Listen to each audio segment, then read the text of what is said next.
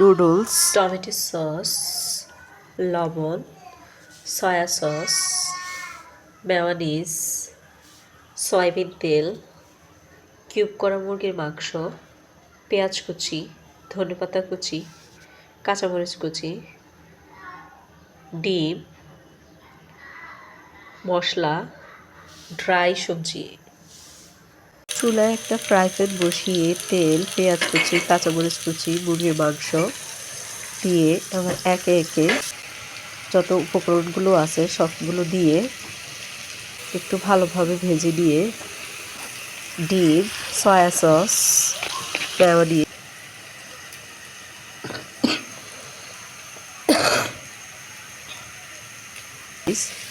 দিয়ে নেবেন। এরপরে সিদ্ধ করা নুডলসটা দিয়ে টমেটো সস দিয়ে একটু নেড়ে চেড়ে ধনেপাতা দিয়ে পরিবেশন করে নিন।